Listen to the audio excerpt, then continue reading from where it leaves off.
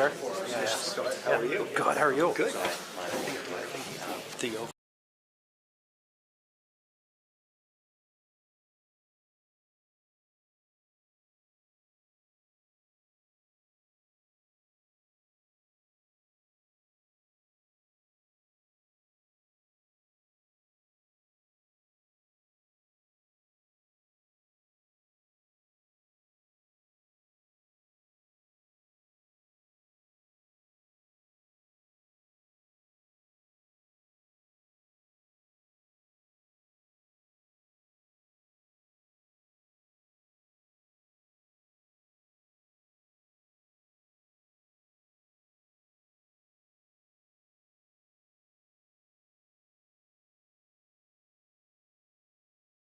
Seven o'clock.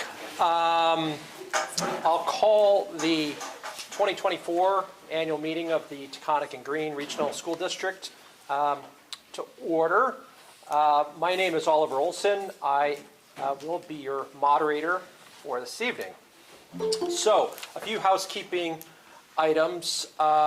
First of all, on page 3 of this lavender book, you should find the formal warning for tonight's meeting and for the subsequent articles to be voted by Australian ballot on Tuesday, March 5th. So I've had the pleasure of moderating a number of town and various school district meetings through various mergers over the years, and I remember a time when all business was conducted on the floor, and for better or for worse, that is no longer the case. And we actually have very few items of official business, so I'm going to be rather lenient when it comes to the formalities of Robert's Rules, because they really only pertain to a few small items of business. So on those particular items, I'll be fairly strict about the rules, but otherwise, I'm really just here to facilitate, to moderate discussion. I anticipate folks in the audience, voters, will have questions or comments, and all you need to do is raise your hand. I'll call on you in turn and sort of keep order. I'm not anticipating any disorder, but I'll do my best nonetheless. So before we go any further, can I get a show of hands of anyone who was not a voter within the district? Okay, so for the 4 of you who have raised your hand, you're obviously welcome to be here. This is a public meeting. Technically, this is a meeting of the electorate within the school district. So preference will be given to those of you who are voters in terms of speaking, and certainly for those few items that are up for a vote, if you're not a voter, you may not participate in the voting for obvious reasons. So before we move on to the business of the evening, as is customary, I'm actually going to pause the regular business, and we'll invite our honored guests in the Ethernet here from Montpelier, our legislative delegation, to say a few words, to share some updates from Montpelier, and I'll do my best here to help recognize folks in the audience who may have questions or comments for our legislators. So we'll move to that. Any logistical questions before we move on to that? Okay. Hearing no objections, Kathleen, you're in the center of the screen, so why don't I start with you and you can kick it off. Sure, thanks, and I'll keep it brief because I didn't know that we were making legislative reports, but I can wing it a little bit and tell you that we'll be moving to the floor, I assume this week, with the mid-year budget adjustment, which is big news. That's always the first big fiscal bill that we pass. But most of what I wanted to talk about just briefly, and certainly all of our Taconic and Green board members are well aware of this, is that the bill that we passed to try to take a first step toward addressing the education spending crisis that all of our districts are facing this year was just signed into law by the governor a couple of days ago, H 850. And for those who aren't aware, there was a kind of a perfect storm of education spending pressures this year in the education fund that all districts around the state and our own Taconic and Green had to deal with. We had the end of the pandemic era ESSER funding, the COVID funding straight to schools. That money ran out. A lot of districts like ours use that money very wisely on sort of one-term or one-time or limited service, limited term expenses. To be honest, other districts didn't use it as wisely. We did, I think. But anyway, the pandemic money is running out. Healthcare premiums are up about 16% across the state in all sectors and also in education. Educator salaries and wages are rising in our schools, reflecting kind of inflation of the times. And we've got inflation across the board. And there are other cost pressures as well. So we saw this year a really unprecedented increase in education spending across the state. A total, I think, almost $250 million, which is nothing we've ever seen, certainly not in my time in the legislature. And so the question is, what can we do about that? As I think folks in this room know, the education fund is self-balancing, and what that means is that districts work really hard all across Vermont to present responsible budgets to their voters. Voters consider those budgets. They ultimately approve them, and then the sum total of all those budgets, plus a few other kind of expenses that are on the top of the ed fund or spread across the state, become the amount of money that the legislature had to raise to return to every district the amount that its voters approved. And a couple of years ago, we passed an important bill, Act 127, to adjust the pupil weights. That's a mechanism in a really Byzantine education funding formula that accounts for the different costs of educating different kinds of students, like low-income students or rural students or English language learners. And when we adjusted those weights, we knew that there were going to be some districts that were going to take a real tax hit. There are districts like, not ours as much, but gosh, I wish I could think of an example. But we knew that there were going to be districts around the state that were going to lose capacity as a result of those weight changes, and districts that were going to gain taxing capacity as a result of that bill. And so we put into place a 5% cap on the amount that a tax rate could rise at the district level. And the legislative intent was clear. It was supposed to help just those, limited number of districts that were really going to be losing taxing capacity as a result of Act 127. Instead, what happened, and this is the law of unintended consequences, was that facing all of these expense drivers that I just laid out, the loss of the ESSER funding and rising health care premiums and rising salaries and wages, every single district in the state went over the cap, which kind of rendered the cap meaningless. So what we did in H 850 was we took the very first step for restoring a really important factor in the ed fund, which is a pretty linear relationship between the tax rates or the education spending that voters and your tax rates. So by taking away that cap, is basically the heart of what this bill did, we restored that relationship. As a result, what we're just starting to see, and what I think we'll see more of, is that some districts around the state are going to pull back their budgets. They're going to take a look at them. They're going to reduce their education spending, and they're going to rewarn their budgets. They have until April 15th to vote on the warned budgets. And our Taconic and Green folks will talk about that. But that's not a choice that our district needed to make, because I think they put a responsible budget that doesn't have room to cut.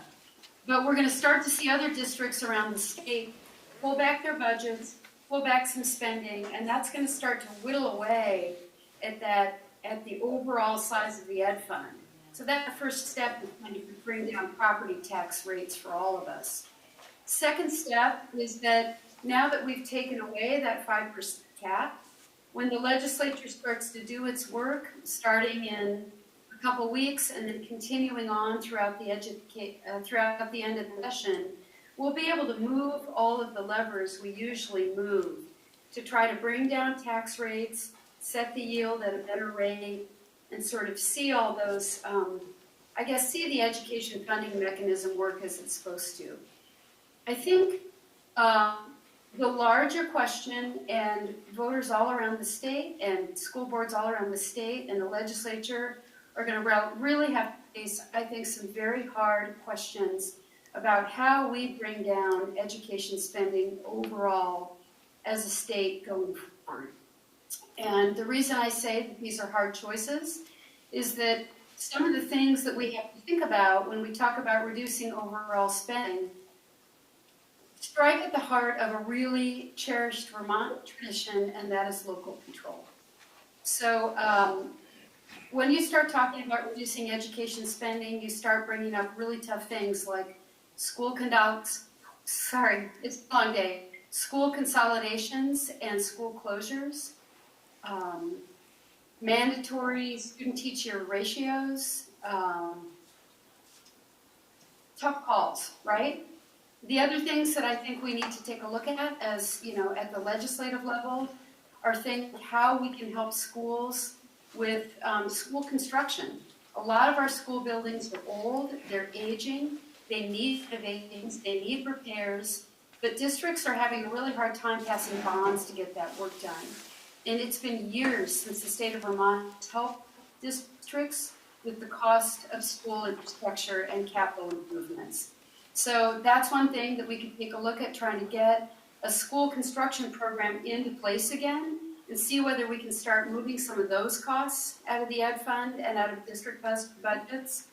And I think we really need to have some hard conversations about the cost of mental health supports that our schools are increasingly being asked to cover.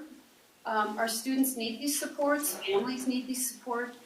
But is that something that can be covered in district budgets, or is that something where we need to take a look at the Department of Mental Health?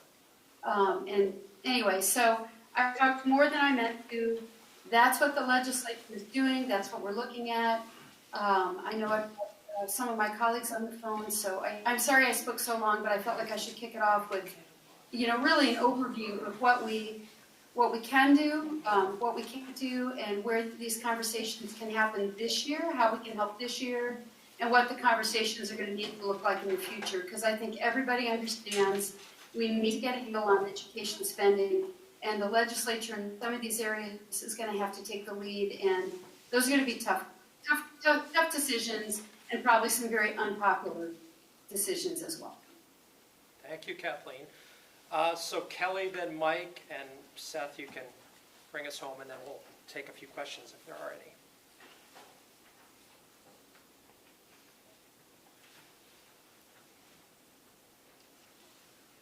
Oop, you're on mute, Kelly. Thanks. Lee from Londonderry, and I also represent Weston for my other country. My connection isn't very good, so if I'm freezing or something, you just say so, and I can turn my video off. Yeah, why don't you turn your... I was losing Kath a lot. Yeah, if you can turn your video off, you're freezing up.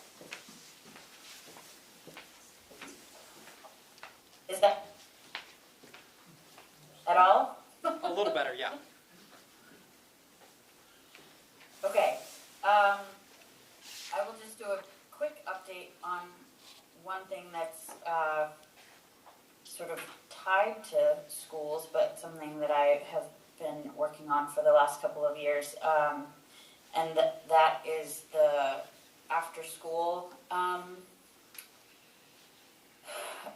special fund that is in the budget adjustment, or was in the Senate's version of the budget adjustment, and we'll see what comes back in for vote in the House now that the conference committee for the budget adjustment is complete. But it's a small potatoes kind of thing when you're looking at education spending on the whole. But one thing that I appreciate about the route that seems to be taking is that for a district like ours that has a combination of after-school programs that are funded through school budgets and also through private organizations, is that it is funding that is flexible and allowed to go to both. So I just mentioned that because it's an area that I have been involved with tangentially through childcare and after-school and prevention work for the last couple of years. So hopefully that's a good thing that will continue for several years. I'm not going to take up more time because the big elephant in the room is what Kath talked about. He covered that extremely well. I'll just end by saying that I do feel proud of the Taconic and Green board for the budget that has been put forward and their approach to spending this year. In a year where there's just been a lot of mayhem, it has felt really good to that everyone is taking down to. Thank you very much, and I hope that our voters in the district recognize that when they vote on Tuesday. Thank you, Kelly. Mike? Hi, everybody. Also don't need to take up a lot of time and duplicate what Kath laid out so well. I'm Mike Rice, represent Danby, Dorset, Landgrove, Mount Tabor, and Peru. And just really thankful to be here with you, thankful for the technological accommodations that were made so that we could all join you from up here in Montpelier tonight and listen in and answer any questions that do come up. So don't need to take up any more time than that, and thanks for having us. Great, thanks, Mike. Seth?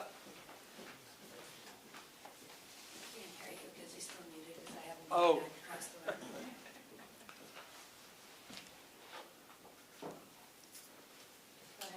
Seth, go ahead.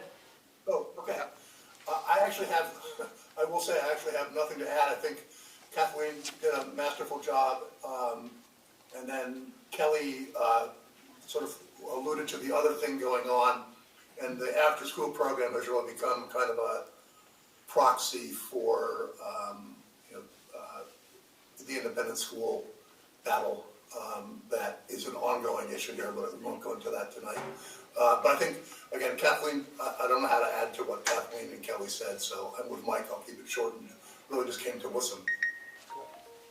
Wonderful. Thank Thank you. And by the way, I will echo Mike and say that I'm really appreciative, I think we all are, of the work you did on the budget. And it's a really, what you didn't do was try to game it. You played it straight from the start and produced a really responsible budget. And I'm grateful for that, and I'm fully supportive. Thank you. Are there questions for our legislative delegation? Okay. I'm not seeing any. Well, thank you all for joining us and sharing your thoughts. Obviously, you're welcome to stay.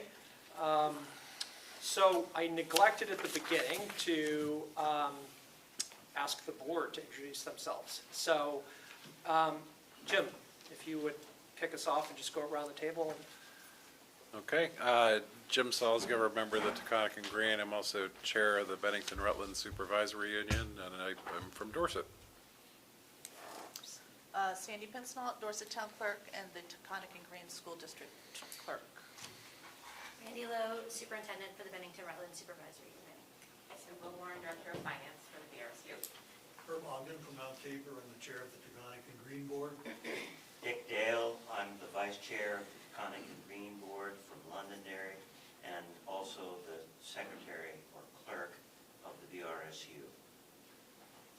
I'm David Chandler, also from Dorset, and I am the clerk of the Taconic and Green and the vice chair of the BRSU. We reverse our roles, so I just have to make sure it's right. I'm Alex Wild, I'm from Danby, I'm a member of the TNG. I'm Ben Freeman, I live in Lane Grove, and I'm a member of the TNG. Melanie Virgilio, I live in Sunderland, and Taconic and Green.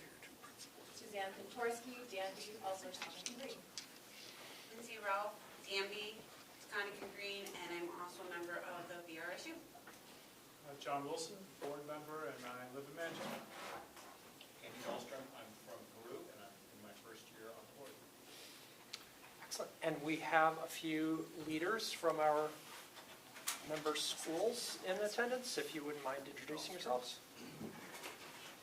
Scott Bombard, the Assistant Superintendent of Teaching and Learning for BRSU. Rosanna Moran, principal at the Dorset School. Carolyn Perillo, principal at Courier. Caitlin Capino, Director of Student Services. Jen Turner, Sunderland principal. That was Siri, I think I heard. She's not one of our leaders. I think we're a ways away from AI taking over our schools.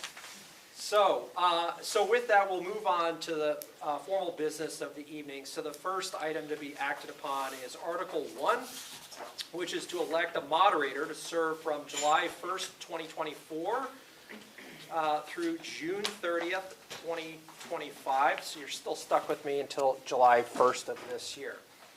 Are there any nominations?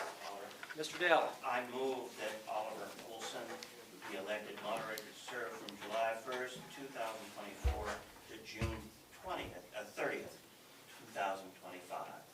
Second. Okay. The name of Oliver Olson has been placed in a nomination for the moderator. Are there any other nominations? Okay, seeing none, I would entertain a motion to have the clerk cast a ballot for Oliver Olson to serve as your moderator.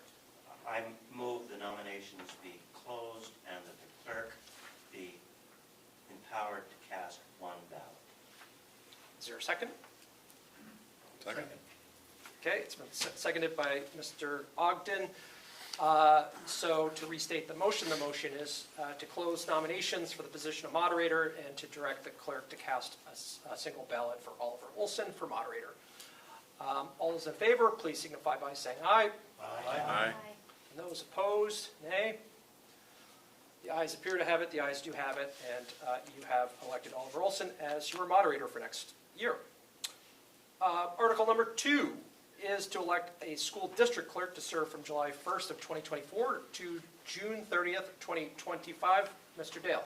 I move that the current clerk, Sandy Pizzino, be elected clerk to serve from July 1st, 2024 to June 30th, 2025. Second. It's been moved and seconded to nominate Sandy Pinsino as to serve as the district clerk. Are there any other nominations? Seeing none, I would entertain a motion. I Mr. Dale. move that the nominations be closed and that the clerk be empowered to cast one ballot. Is there a second? Second. It's been seconded by Mr. Ogden. So the motion is to close nominations and to direct the clerk to cast a single ballot for Sandy Pinsonal to serve as your school district clerk from July 1st, 2024 to June 30th, 2025. All those in favor, please signify by saying aye. Aye. Aye. And those opposed, signify by saying nay. The ayes appear to have it, the ayes do have it, and you have elected Sandy Pinsonal as your district clerk. Congratulations. Article number 3 is to elect a school district treasurer to serve from July 1st, 2024 to June 30th, 2025. Mr. Dale. I move that Andrew McKeever be elected as school district treasurer to serve from July 1st, 2024 to June 30th, 2025. Andrew McKeever has been nominated to serve as a school district treasurer from July 1st, 2024 to June 30th, 2025. Are there I'll any? second that. It's been seconded. Are there any other nominations? Mr. Dale? I move that the nominations be closed and that the clerk be empowered to cast one ballot. Okay, it's been moved. Is there a second? Second. It's been seconded to nominate Andrew McKeever to serve as the district treasurer from July 1st, 2024 to June 30th, 2025. Excuse me, let me back that up. It's been moved to close nominations and to direct the clerk to cast a single ballot for Andrew McKeever to serve as a district treasurer from July 1st, 2024 to June 30th, 2025. All those in favor, please signify by saying aye. Aye. Those opposed, nay. The ayes appear to have it, the ayes do have it, and you have elected Andrew McKeever, not MacGyver. Thank you very much for once again agreeing to serve. So, Article number 4 is to determine the date and time on which the 2025 annual meeting of the TNG Regional School District shall be held and where such meeting shall be held. Mr. Dale?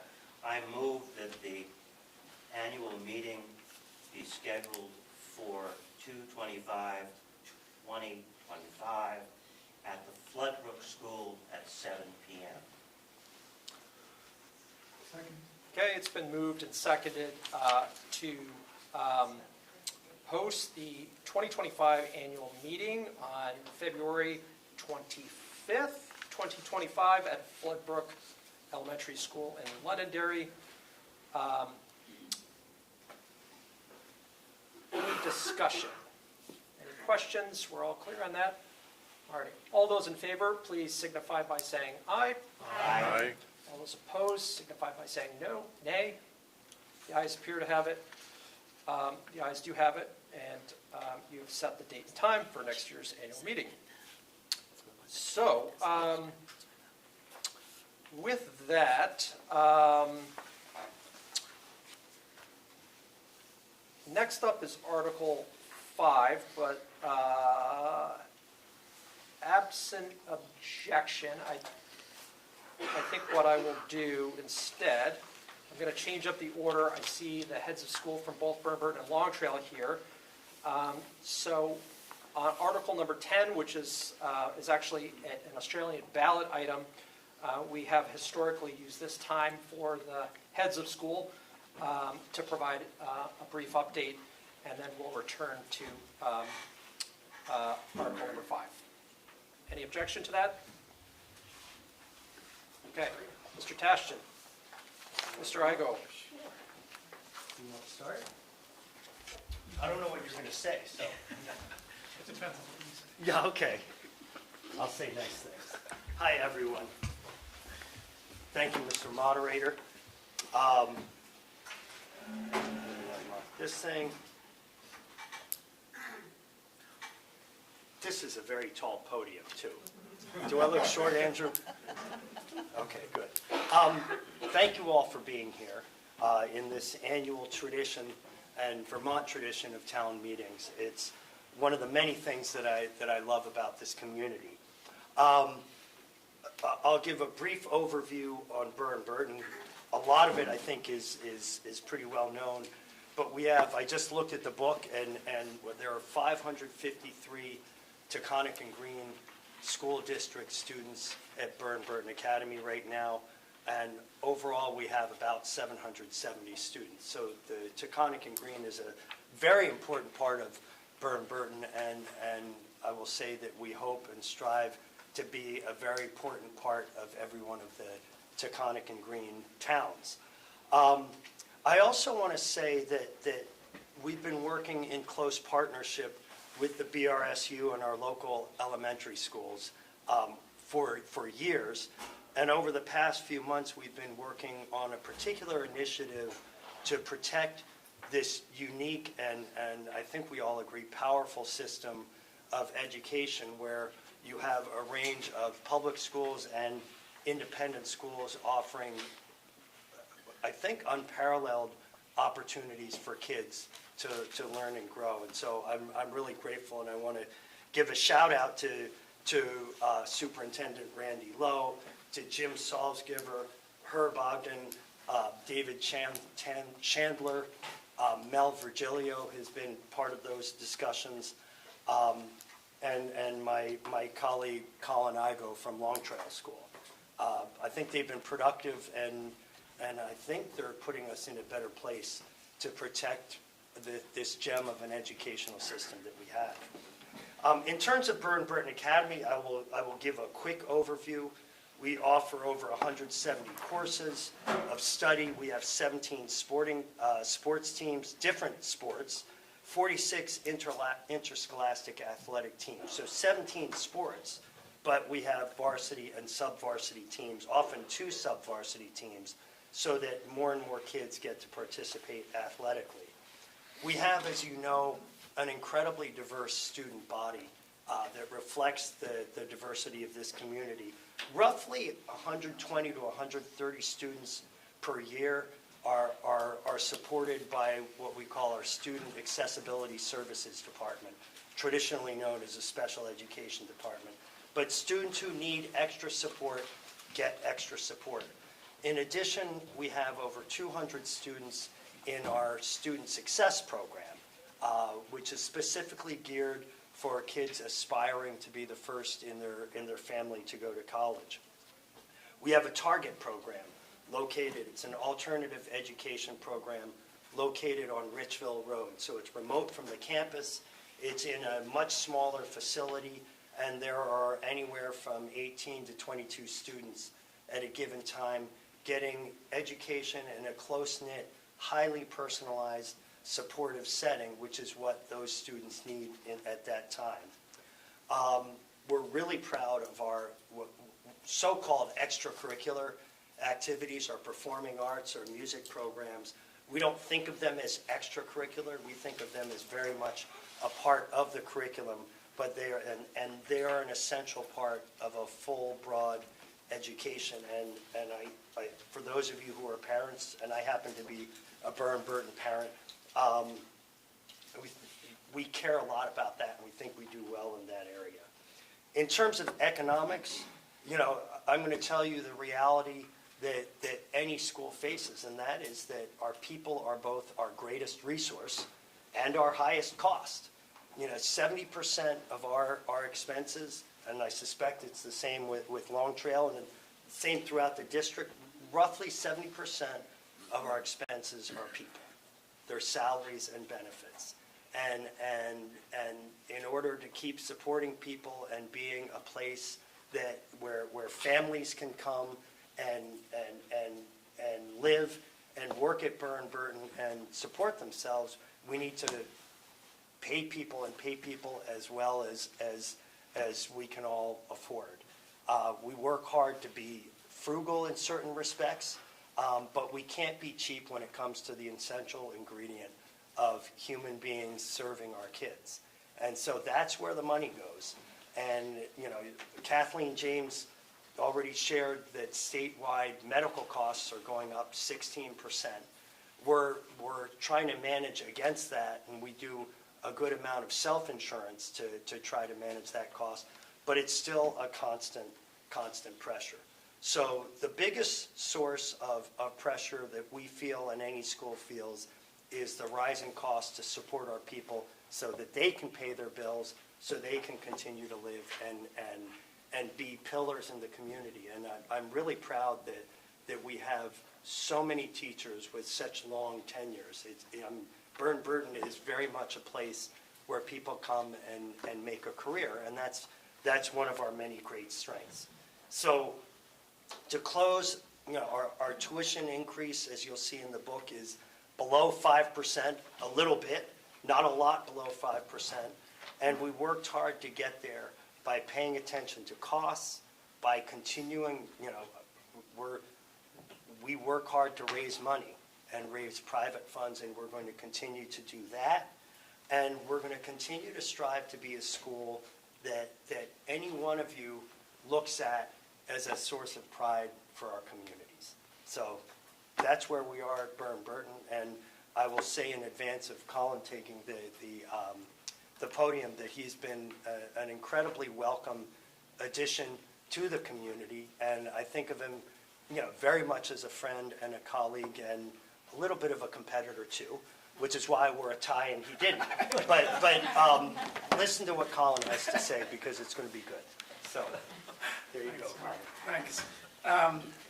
I'm going to wear a three-piece suit next year. And, no, I'll pick up where Mark left off. First of all, thank you, before I get into anything about Long Trail, to all the board members. It's a thankless job, and I know you dedicate a lot of time and energy to solving something that really has no perfect solution. So thank you, and to everyone who's here tonight. Thanks for being here, and to echo what Mark said, the work that we've done with the BRSU board and a lot of folks that are sitting around the table, I think it's far beyond any one school, right? It's what's good for this community. And so a special thanks to Randy Lowe, who's welcomed me from my first day at Long Trail, and as Mark said, to everyone who sat around that table. And Mark, I agree, it's become a friend quickly, and a credit to not only Mark, but also to everyone at Burton that could easily, it's an incredible institution, and easily say, we've got this, kind of do your own thing, and just Mark's approach has been the exact opposite in my second year now at Long Trail, of just true partnership and welcoming and a mentor and someone who I can look to for help and advice. And I know, not only as an educator, but as a resident here, I've got 3 young kids of my own. That's good for all of us. And so I'm really grateful to Mark and to all of my colleagues over at Burton, to all of you. So thank you, and thanks for being here tonight. I'll be brief and share just a little bit about Long Trail. And what's been interesting, as I said, this is my second year as head of school at Long Trail. And it's fascinating, depending on a lot of things, perhaps how long you've lived in the area, perhaps the age of your children, perhaps your interest in education, people's perception of Long Trail runs a huge range. And I've kind of enjoyed getting to know that over the past, what do you know about Long Trail? Or tell me about Long Trail. And I will say, I couldn't be more proud to be part of the Long Trail community. And so, what is Long Trail today in 2024? We're in our 48th year as a school. It was founded in 1975. We have 246 students in grades 6 through 12, which is the largest that the school has ever been. I will say that in the Taconic and Green, 8 of the 9 towns are represented at Long Trail, and I'm determined to someday get a Mount Tabor student. But we very much are a school that has experienced quite a bit of growth, and I think largely in the same thing Mark mentioned at Burton, is because of the people at the heart of it. We have incredibly talented faculty who are dedicated and committed to our school. And of course, the really tricky part is making sure we try to keep Long Trail as affordable and accessible for all students, and continuing to make sure our faculty and staff are compensated competitively for the incredible work that they do. And sadly, those things are in direct conflict often. So I'm grateful for the good work that everyone does to make sure our students have access to schools, and as I said, the partnership that allows students to have the ability with their family to find schools that are the right fit for them. Of the 246 students, like I said, they go from grades 6 through 12. And in the upper school, we are an international baccalaureate school.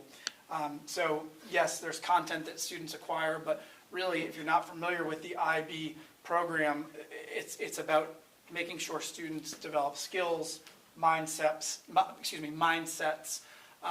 and really dispositions that will serve them in whatever they choose to do. It is not so much about regurgitating content and facts, but as we know, the world continues to change. What are those indispensable qualities that we want students to graduate with?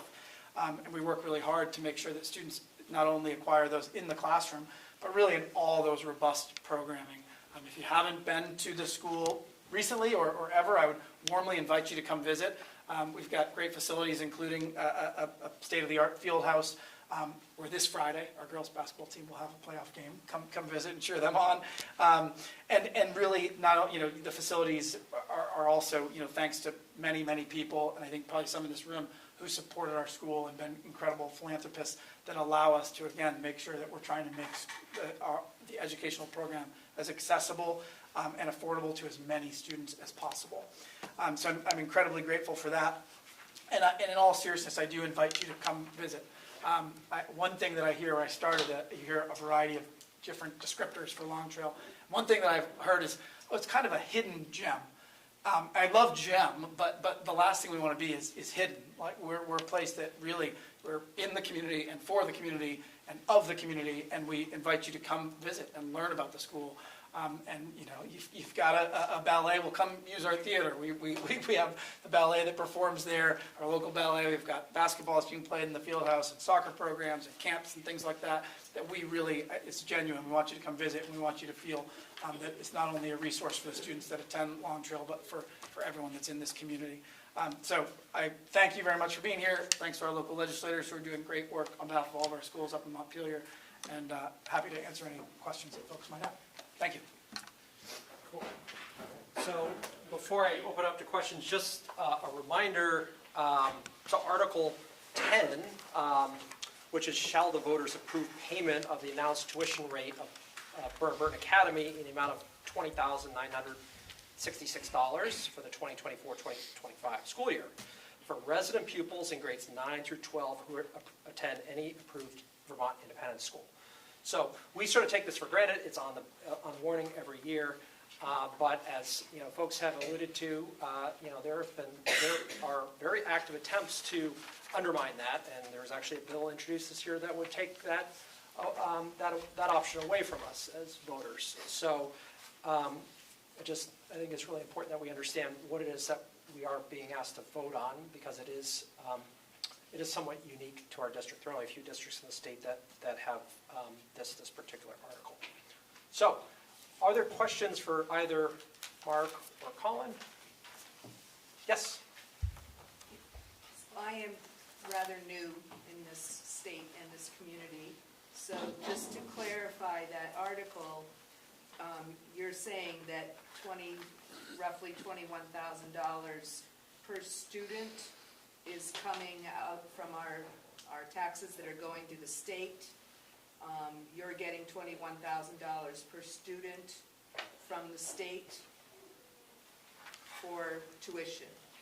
Am I understanding that correctly?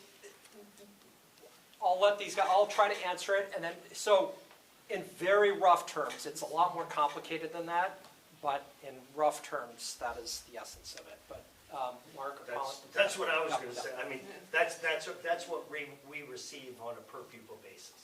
Excuse me, Oliver. Yes. Can she state her name before? Yes, I'm sorry. If you could state your name for the record. Barbara Bertram. Last name? Bertram. Thank you. So, as you may or may not know, we do not, within this district, we do not operate a public high school. Right. So this is how we serve students in grades 9 through 12. So if you're, with being an independent school, every independent school is highly unique. Would you say that's correct? Your programs are Sure. specialized I mean, and unique. the two before you are different from each other, so yes. So how can you set a tuition rate for all independent schools? Okay, I see the question. So the way historically it's been done, and is that Burton sets its tuition, and then the school board puts on the ballot this article before you, which is the tuition that Burton charges anyone who goes there. Okay. And then that becomes the marker for all other schools. So for example, Long Trail's tuition may end up being slightly higher than the Burton tuition. Okay. And in that case, the parents would pay the difference unless there's financial aid. I see, okay. Did somebody, yes, Celeste or? Yeah, Herb? I think that, Well, just to add to that, if that article weren't there, then what would go to the independent school would be the state average for public high schools. In any school district, the electorate has the ability to vote some other rate, but the default rate would just be the average for high school.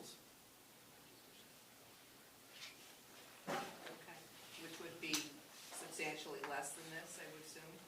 I believe this year it's somewhat less, there's not a huge difference. 18,000 or something? It's, we don't have a number yet, the state hasn't announced it for us yet, but we have estimated it to be 19,180. Okay, Okay, so a little bit less. all right, thank you. Okay. Other questions? Or Melanie, did you have your hand up? I was just gonna add to that.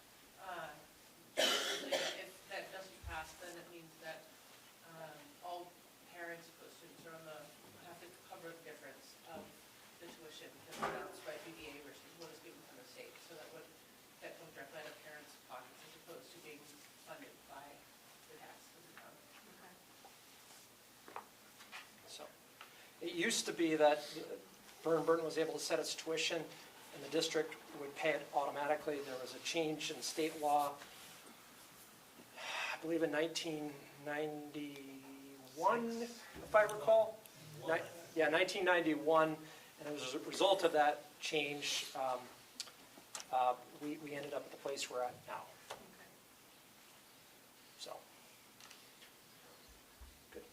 Other questions? Otherwise, if there are no other questions, guys feel free to return to your seats. And I think in the, I think what I'll do now is,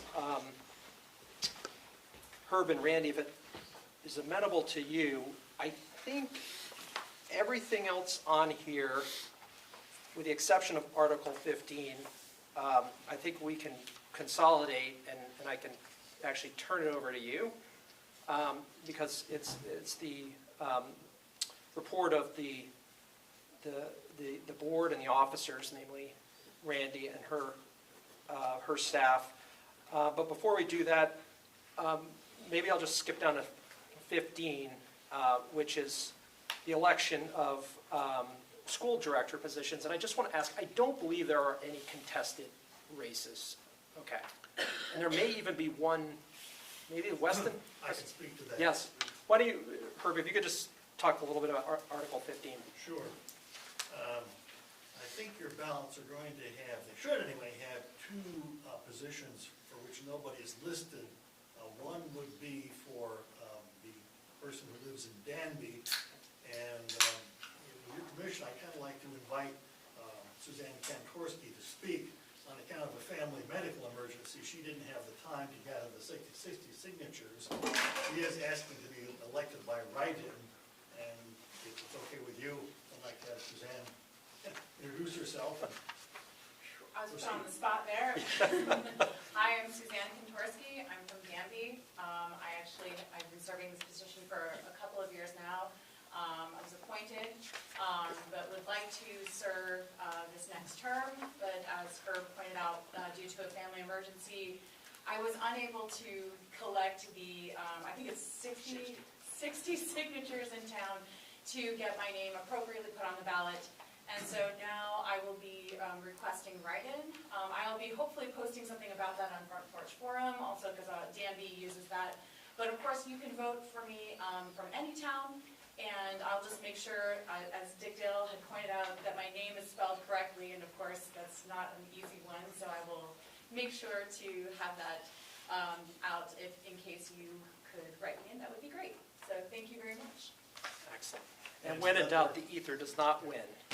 So I think you're it's pretty safe. The other missing candidate is the person from Weston, and there may be an organized write-in campaign for that seat. We don't know yet. So if you get something suggesting the candidate from Weston, please do pay attention to it, because currently nobody got the 60 signatures. Okay. So, with that, unless there are any questions or any potential candidates in the audience,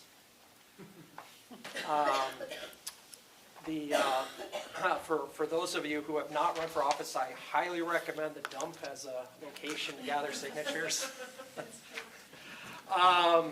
So with that, I think for the remaining articles, Herb and Randy, I think for the sake of efficiency, I'll just turn the rest of the meeting over to you, and unless the crowd becomes unruly, I'll leave it in your capable hands.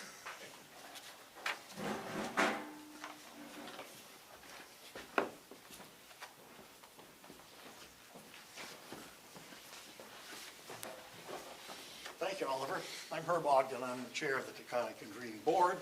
And first, I want to thank you for coming out despite the weather that we invite you to spend a nice summer evening outdoors. And I want to begin by thanking my fellow board members and the district officers for their service. And a few general comments before I get into the specific articles on the warning. The aftermath of the pandemic has presented challenges and opportunities that none of us could anticipate. And the board is very grateful for the way Superintendent Randy Lowe has functioned as our chief executive. And we're also very thankful for the teachers, the paraeducators, and the other staff in our schools and in the supervisory union office.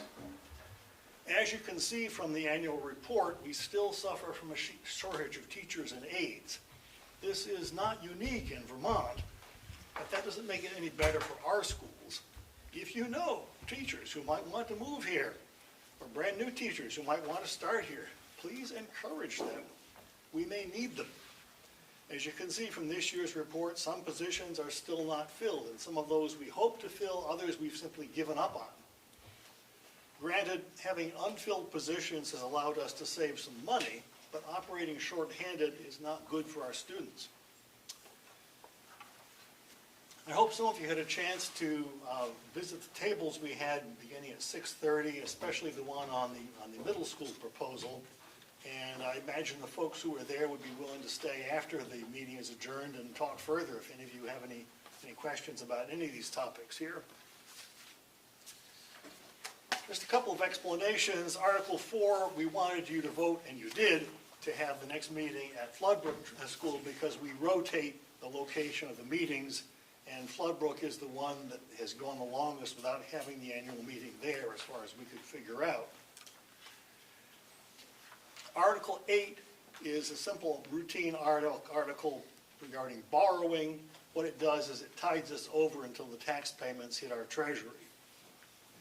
Article 9, of course, is the spending on the regular budget. The spending per pupil has a very slight decrease, which I would like to contrast with the state estimate of a 12.8% increase overall. Now, as you can see from page 41 of the report, we would have had a slight increase if we hadn't planned to use $1 million from our tax stabilization reserve. But even if we hadn't used that million, the increase per pupil still would have been under 3% compared to the state estimate of nearly 13% overall. So we're going to pat ourselves on the back and hope we don't dislocate our shoulders. Note, by the way, that Article 9 includes the secondary tuition, which, as your discussion showed, is what funds our contributions to Burton and Long Trail, among others. So bear in mind that some of the money in Article 9 goes to those two institutions. I mentioned that we were taking $1 million from our tax stabilization reserve. This was a subject of considerable discussion at our last meeting because there is some danger in using the tax stabilization reserve. Number one, future expenses are hard to predict, and you don't want to leave so little in the reserve that, for example, if you have an enrollment increase, particularly at one of the secondary schools, it could break the budget if you don't have a reserve. But the other thing is a bit more subtle. When any institution uses the tax stabilization reserve in 1 year, it only postpones the damage, you might say, for 1 year. Unless during that year, education spending changes or the legislature changes the law, you can't keep going that way because you run out of reserve and then you have a financial cliff at the end of using the reserve. So that's why, even though we have more in the reserve than 1 million, we settle on 1 million as a prudent way to overcome a difficulty that was particularly bad this year. But it's not something we can continue to do. Please remember that the tax calculations in the booklet here are only an estimate because the legislature sets the rate only after all districts report their budgets and the total statewide spending for next year is known. And the calculation is difficult for several reasons. Number one, Vermont relies heavily on the real estate tax to fund education. This dates back to the days when most people's ability to pay depended on how much property they owned, since most people were farmers. But this relationship of property to ability to pay gradually disappeared. And some folks had to choose between paying real estate taxes that they could barely afford or selling their homes. So the legislature added income sensitivity, allowing a tax on homesteads of many people to be paid on the basis of income. And we had a table set up to talk about this. The result is that in our district, about 63% of residents don't pay the tax rates that you see in our reports, which are shown on page 34. And this ranges from a low of 35% of folks in Land Grove to 75% of folks in my town of Mount Tabor. Because Vermont relies heavily on the real estate tax, it's important that property be taxed the same way in each town. Now, depending on when towns last reappraised, this wasn't always true. So the legislature added the common level of appraisal, and the abbreviation for that is CLA, and you'll see references to that in several different parts of your brochure. What it does is it adjusts the education tax rate depending on whether a town is under or over appraised. So this eliminates the advantage of owning property in an underappraised town and the disadvantage of owning property in an overappraised town. What's happened this year, though, is that evidently on account of the added demand for real estate during COVID, lots of towns have had a great appreciation in the value of their property. And that causes the common level of appraisal to change significantly. Now, in a way, it's a wash, because if Vermont as a whole has more property wealth, then you don't have to tax your average person as much in order to get the same amount. But it's not uniform across the state. Some towns had more appreciation of property wealth than other ones did. And in our district, you'll see from the brochure, some towns are having their tax rates increased a lot more than others on account of the common level of appraisals. Nothing the school board has any control over, it's state law. Moving on to Article 10, I think this has been pretty well covered by the discussion already. Unless we wanted to have our own high school, our own public high school, or find another school that had a lower rate, it makes sense for us to pay what Burton asks us to pay as long as it's reasonable. Articles 11 and 12 have to do with the Building and Grounds Reserve. With 5 schools, none of which is new, it's important to have a reserve for expenses that can't be anticipated, plus scheduled future work. Article 13, the bus reserve, is pretty self-explanatory. Buses wear out. You don't want to have a huge increase in the budget in a year that you replace a whole bunch of buses. Same thing for Article 14, the technology equipment reserve. And I think that does it for the articles. I'd say please feel free to stick around afterwards. We have lots of refreshments for a huge crowd that we thought was going to be huger than the crowd. But thank you all for coming very much, and feel free to continue conversations at these tables afterwards also. And if anybody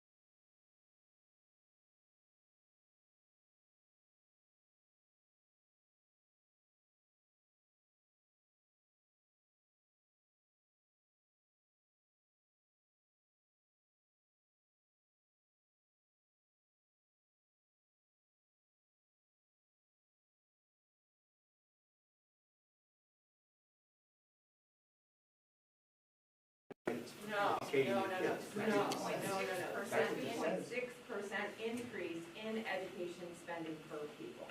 That's that percent change in ed spending per pupil.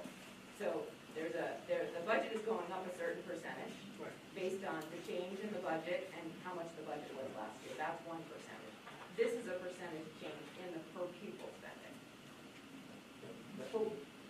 Might want to call Dan. There's a critical piece here that happened. There's a shift in the way that the state counts numbers of pupils that happened. So if you look at the current pupil numbers at 2588.65, we jumped this coming year's 2692.26. So it's a significant increase in the number of students based on the new weighting system that we have in our district.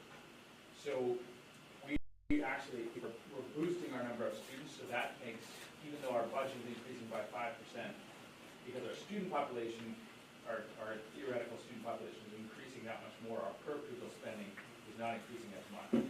I think that's what you're getting at with that question of discrepancy. Yeah, well, I was really thinking that there's a difference between 2.6 and 5.7.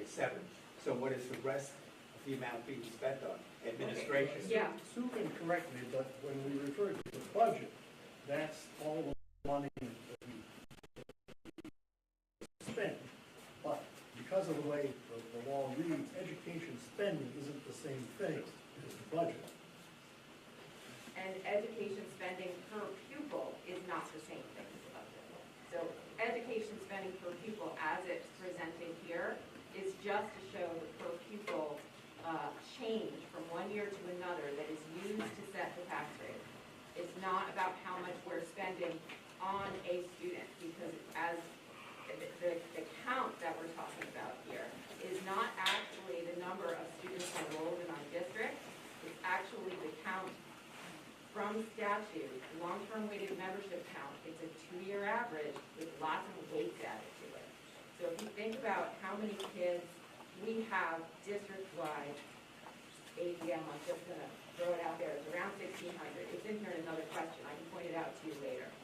But we have 2,600 in our count here because those students get added weights. So that's a much higher number. So it's just showing you a per pupil change, not the actual budget change or how much it costs per student as a whole for the budget, because that number is much higher. Okay. Did the moderator want to call on himself? That's really the big difference. It's the number of people.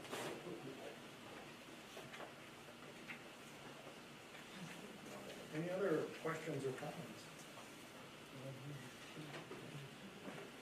Just on a personal note, I can't speak for the board on this, but if you find our education system confusing, talk to your representatives about it. They're the only people who can change it. They're appreciating it. Yeah.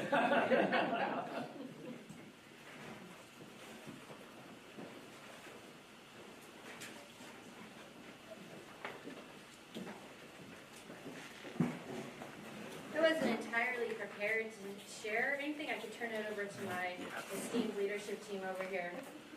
I'm kidding. I would do that too. For those of you who don't know me, my name is Randy Lowe, and I'm the superintendent here at the BRSU. And it is really a privilege and an honor to work with the school board. I do say that kind of a lot, but I genuinely mean it. There are a lot of school boards across the country who struggle to focus on the work of educating kids.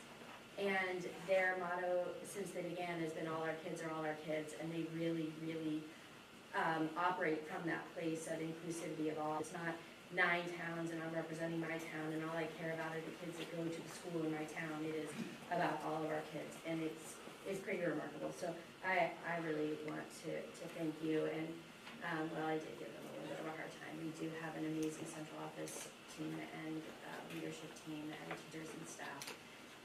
We have an incredible team that helps us do great work in our schools. And every time I visit our classrooms, I spend a day every week in our schools. That was a decision I made last spring, right after April vacation, that It was really important for me to know what's going on in our schools. So made the decision, so every week, tomorrow, where am I heading tomorrow? Sunderland and Dorset, right? So I figured out how to make my week work so that I could be in schools and visit classrooms and attend meetings and talk to people and visit with students. Is everybody sleeping over there? Because I am like so excited about the one book, one district project. I was going to see if anybody wanted to share that with her. She's out. I'm on my own with the water robot, I guess. So, and I just want to lastly, just quickly, thanks Celeste and Sue who keep me doing the best work I can. Sue from the business end and Celeste just keeping me afloat most of the time. So she's in the back corner. Thank you for everything. We're doing some pretty great things. I'm not going to sit here and tell you all of them, but I want to share with you some information that I think is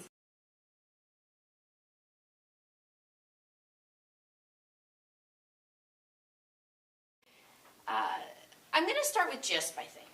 So for those, I think most of you know what JISP is. JISP is this Junior Instructional Sports Program, and it's something that we've done for, gosh, probably 50 years. People in here have been students who attended as, well, parents who are now used to be kids here going to JISP, right? A few of you. Yeah, look at all the hands. So it's a big part of our community, and we had an equity audit completed 3 years ago, I think, to really help us understand T&G in the district. And one of the findings was, hey, you should look at JISP. There wasn't a lot there. We spent some time last year exploring JISP and participation, and we found that anywhere from 25 to 75% of our students, depending on the school, weren't participating. When we spent some time looking at that, we found that we had students with learning and developmental differences and students who are more economically disadvantaged were not participating. It was pretty glaring, and I basically had a team of people, and we said, I said, I can't stand by this. As a leader who really believes in including all of our kids in what we do and being here to do the best we can to educate every one of our youth, we're either not doing just for anybody and we're not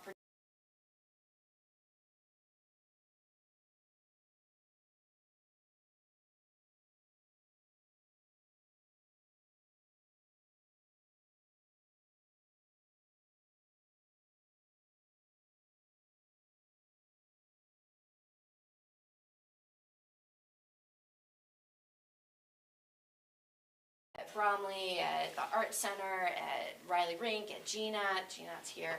And then we've got Merck Forest, and we've got Wild Wings. People were meeting, we met meeting after meeting after meeting, problem solving through every single thing we needed to figure out how to make this work. It was, right down to the bitter end, and I will tell you the first week of just right after break, on Tuesday and Thursday, I was like sweating a lot. I was very nervous. You're talking about all of these kids, all the transportation, lunch getting fed. Oh, and all of our teachers and staff were participating for the first time. They hadn't done that before. So everyone had to be assigned to a location. And it was novel, it was change, and I had nothing to worry about. It was great, and I think it was great. We'll see. We're going to send a survey out next week. It ends next week, but I'm really proud of everyone coming together.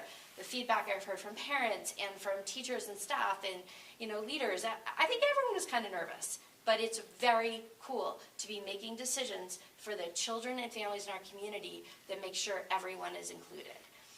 We have a really significant increase in English language learners in our schools and our communities, which is awesome. I will tell you, I have some of the best conversations, and seeing children last year who came in not speaking English at all, coming in the start of this school year, chatting with me. Like they're able to hold full conversations, and they're reading and they're writing, and they are just amazing. And we have staff coming in. Those are included in the budget because we want to make sure that we are providing those students who come in as literally non-English speakers, helping them to thrive in our schools. And when we see, I'm jumping back to GIST for a second, but kids are skating, right? Kids who've never put on a pair of skates before. And maybe they can't speak with that 5 or 6-year-old child who just moved in from someplace, and they don't speak English. But when that child falls, and those kids swoop in and encourage them and pick them up, and then the student starts going, and the success and the connection and the joy that those kids feel in that moment, where it didn't matter who spoke what language because we knew you were getting better, that translates directly into a classroom, right? So now they have a new relationship, and they know each other in a new way, and that fosters comfort. It fosters the ability to support and to learn and to be together. So it's pretty great. It's exciting. I had nothing written down, but now I have all these things I want to say to you. I did comment in my report about academics. We are really, really carefully looking at our curriculum. We look at performance of students. We put in a new math curriculum last year, so we're in year 2 implementation. We have a new ELA curriculum this year. Change is not easy for educators. So we're doing training and supporting and learning, and we've got district leaders, we've got department heads who are really spearheading, so we've got colleagues helping colleagues implementing the curriculum. As Kath said, we've got, our kids have a lot of social and emotional needs. And so our schools are continuing to adjust and learn and collect information and try new approaches to help our youth feel safe, feel a real sense of belonging in our classrooms, in order for them to be most successful academically. And you know, overall as a society, we're not necessarily doing a terrific job of kind of taking the whole child view of support, and so it's falling on the schools. So we have increased social and emotional staff, guidance staff, social workers to help meet the needs of our kids. We are doing one, I did see one of our kids up. We are, for the first time ever, having a one district, one book, is that what it's called? One district, one book read. The book I chose, voted for, did not win, but I'm getting over that. So starting on March 1st, the whole district, all students across all 6 of our BRSU schools is reading the book, The Wild Robot. And there are presentations, and I get to be a guest reader in one of our schools, which is going to be very exciting for me. Yes, oh, Charlotte, that's a different, is that the sequel? Is that the second one or the third one? Have you already read the first one? Oh, you know what? So did I. So Charlotte's class was one of the classes that we like presented to the whole district. That was the book that won all the votes. And it was supposed to start March 1st, but Charlotte and I have already read the book, apparently. And so that's exciting. So we're coming together. There's people are building robots. There's, I don't know, all kinds of things happening, right? T-shirts. T-shirts, right. I'm getting a T-shirt, I think. I think you're going to get a T-shirt, too. So it's pretty neat. And I'm proud to be here. It's a pretty amazing place to be. We have our ups and downs, and life is challenging just about every day. I can't believe I'm actually going to say this. For those of you who don't know, I started as superintendent in July of 2020. And it was hard. It was really hard. And yet, here I am in year 4, and I think that you know, leading a system through a crisis made me a stronger leader today. And in some ways, as ridiculous as it sounds, I'm, I guess, kind of appreciative that I had that experience. I don't want to do it again, ever. And by statistically, I shouldn't ever have to lead through something like that again. So, right? Statistically, we should be all set for a while. Okay. So it's terrific to be here. It's a great district. If you have any questions about the budget or about our programming, don't hesitate to reach out to our office. We're happy to help and answer any questions that you might have. And thanks for coming tonight. And please do eat some food, because apparently you can't do anything else with it if you don't eat it. So, thanks.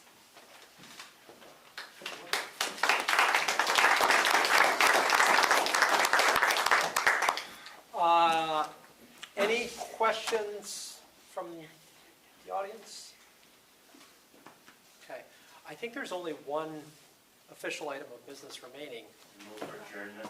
It's been moved to adjourn. Is there a second? Second. It's been seconded. It's a non-debatable motion. All those in favor, please signify by saying aye. Aye. Opposed, nay. The ayes appear to have it. The ayes do have it, and we stand in adjournment.